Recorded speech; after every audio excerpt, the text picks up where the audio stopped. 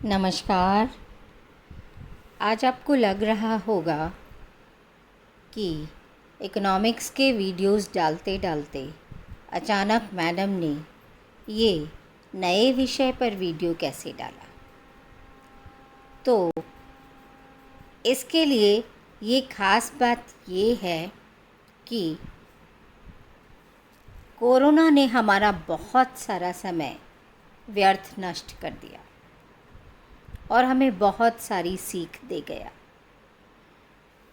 इस कोरोना बीमारी के चलते आप सब बच्चे जो अब तक अगली क्लास में आ चुके होते, जो ग्रेजुएट हो चुके होते और पोस्ट ग्रेजुएशन कर रहे होते या पोस्ट ग्रेजुएट हो गए होते और कुछ और अपने जीवन में आगे बढ़ने का सोच रहे होते, लेकिन आपका बहुत सारा समय नष्ट हो गया।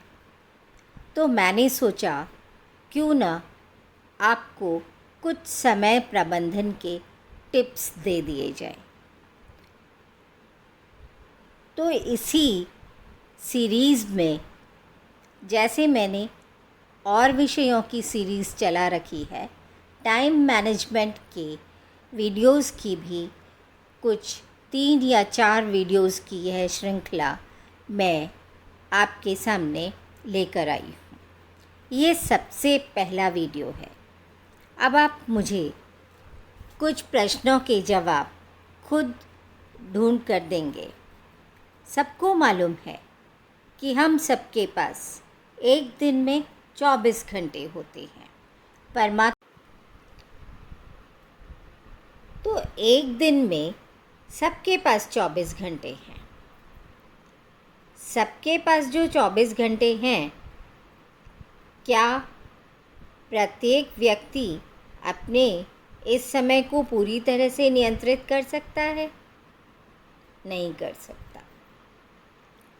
बहुत सारे कामों में मसरूफियत रहती है।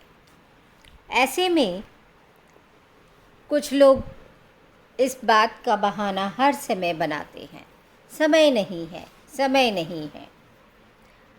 इस समय नहीं है को थोड़ा सा मैनेज करना हमें सीखना पड़ेगा। आप सोचिए, जिन लोगों ने इतने बड़े बड़े कार्य किए हैं, इस सृष्टि में जो इतने शानदार मनुष्य हुए हैं, उन सबके पास भी वही 24 घंटे थे, क्योंकि परमात्मा की तरफ से समय के मामले में पूरा समाजवाद है। उसने सभी प्राणियों को समान समय दिया है। दिन रात 24 घंटे सबके लिए समान हैं। इसलिए अगर हम हमारी दिनचर्या के हिसाब से सोचें तो ये मान लें कि हर दिन नींद और स्नान में लगभग हमें 8 घंटे, खाने पीने में 2 घंटे का समय लग जाता है। ऐसे में 14 घंटे हमारे पास में रहते हैं, यानी जीवन में सिर्फ 58% समय पर हमारा नियंत्रण है।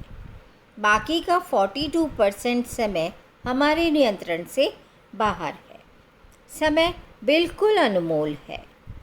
अगर हम हर एक व्यक्ति का जीवन 100 वर्ष का मान लें तो जीवन के कुल दिन हो जाएंगे 36,500। और अब तक हम जितने उम्र के हो गए उतने दिन हम काट दें तो जो शेष बचे हुए दिन हैं वही हमारे लिए बचे हुए हैं। अब अगर हमें जीवन में कुछ करना है, कुछ बनना है, तो ये अनिवार्य है कि हम समय का सर्वश्रेष्ठ उपयोग करना सीख लें, ताकि इस धरती पर अपने सीमित समय में हम वो सब हासिल कर सकें जो हम हासिल करना चाहते हैं। चाहे वो धन हो, दौलत हो, शोहरत हो या कोई पद प्रतिष्ठा, कोई भी चीज़ हो। ऐसे में हमारे लिए ये समय बहुत महत्वपूर्ण हो गया है। समय धन है और ऐसा धन है जो परमात्मा ने हमें देकर भेजा है। अब हम उस समय को खर्च कर रहे हैं। आप सोचिए, उस समय को हम कैसे खर्च कर रहे हैं। क्या हम उसे बुद्धिमत्तापूर्ण तरीके से खर्च कर रहे हैं, या उस समय को देकर जो कुछ ले रहे हैं वो सब बेकार की चीज़ है। तो ऐसे में हमें ठीक ठीक जानना होगा कि हमारे समय की कीमत क्या है। अगर हम समय का मूल्य ज्ञात करने का फॉर्मूला निकालें, और क्योंकि आर्थिक दृष्टि से अगर हम इसको निकालें तो हमारे 1 घंटे का मूल्य होता है हमारी आय अपॉन हमारे काम के घंटे। ऐसे में अगर हम महीने में 10,000 रुपये कमाते हैं और इसके लिए महीने में 25 दिन 8 घंटे काम करते हैं, तो कुल 200 घंटे काम करते हैं। इस स्थिति में आपके 1 घंटे का मूल्य होगा 10,000 upon 200। It comes to 50 rupees. आपके 1 घंटे का मूल्य 50 रुपये है।